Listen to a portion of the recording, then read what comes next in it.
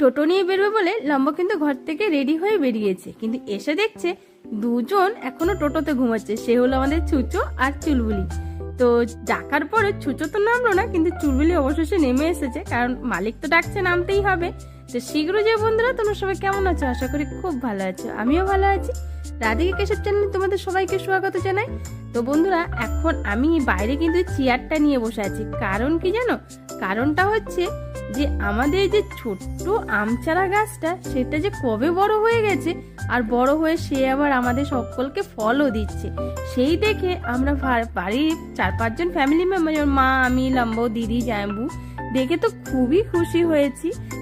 আর বাইরে পেকেছে নোনা আতা। তো যে জন্য চেয়ারটা নিয়ে আরো বসে আছি, কারণ আমার হাত যায় না, লম্বোর হাতটা চেয়ারে উঠে যাবে সেই জন্য। আর এইদিকে আমাদের গাব্বার কিন্তু দেখে খুব চিল্লাচ্ছে, কারণ আমি লম্বো দুজনায় বাইরে আছি সেই জন্য। আর ওকে বাইরে বার করা মানে কি জানো তো, ও না মানে চুলবুলির ওপরে একটু রেগে যায়। চুলবুলিকে দেখতে পারে না এমন ছেলে।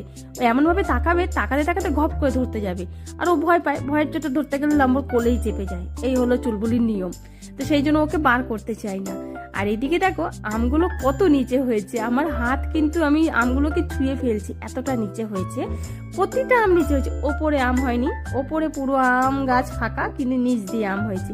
এই যে দরজাটা যখন খুলি টোটোটা বার করার জন্য বা ঢোকানোর জন্য, তখন কিন্তু আম গাছে লেগে না আম অনেকটাই পড়ে যায়।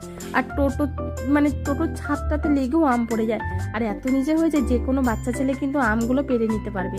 যে জন্য আমি আবার কি করেছি, সে তো পারতেই পারবে, কিন্তু আমাদের পাড়া বাচ্চা কাচ্চারা সবাই খুবই ভালো, তারা একটা আম হাত দেয় না, জানে যে পাবোই, সবাইকে আমি দিয়েই খাই, না দিয়ে তো কিছু খাই না।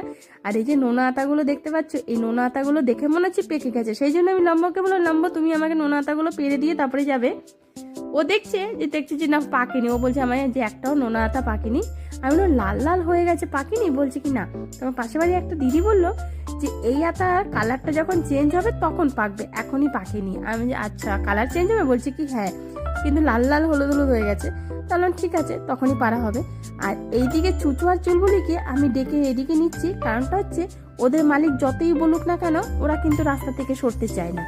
আমি বিস্কুটের প্যাকেট হাতে নিয়ে আমি বলছি তোরা এইদিকে আয়, বিস্কুট দেবো। কিন্তু কে কার কথা শুনে? মালিকের কথা আগে শুনবে, মালকিনের কথা কি শুনবে? আমার কথা একদমই শুনতে চায় না। সেই জন্য আমি ওদেরকে নিয়ে একটু সরে দাঁড়াচ্ছিলাম। আর ওই শাক কিনলাম, পাশের বাড়ি একজন কাকু আছে, তার কাছ থেকে শাক কেনা হলো। তিনি একাই আছেন, তো 2 আটি শাক নিয়েছি, ডাঁটা শাক 10 টাকা দিয়ে। তো সেই শাক হবে আজকে। এত মাকে বলছি, মা 10 টাকা দাও আর এই শাকটা নিয়ে যাও। মা দিল টাকা দেওয়ার পরে আমি কাকুকে টাকাটা দিয়ে তারপরে ওই যে দিদিকে দেখতে পেলে, ওই দিদি বলছে এই গাছটা কিন্তু একদম কাটবে না, কারণ এই গাছের ফল আগেও পেকেছিল, তো দিয়েছিলাম তো সকলকে, সেই জন্য ওরা বলছে যে প্রচুর মিষ্টি হয় নোনা আতাটা। আমি ঠিক আছে কাটবো না, কিন্তু লম্বা হয়ে গেলে একটু ছেটে দিতে হবে, কারণ ওপরে 11 ভোল্টেজে তার আছে, সেই জন্য আমাকে ডালগুলো ছেটে দিতে রাখতে হবে।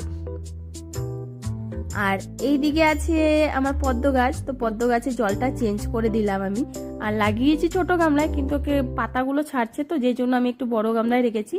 এটা হলো হাটের গামলা, সেই জন্য ওটাতে রাখলাম, কারণ নতুন গামলা তো কেনা হয়নি, যে কারণে। আর এই যে পদ্ম গাছে যেহেতু নতুন পাতা বেরোচ্ছে, সেই জন্য প্রচন্ড খুশিতে আছি আমি। আর এই খুশির সঙ্গে আজকে ওদের ভিডিওটা এখানে শেষ করলাম। তোমরা সবাই খুব ভালো থাকো, দেখা হচ্ছে আবার কালকে। সেভাবে জানাই রাধে রাধে।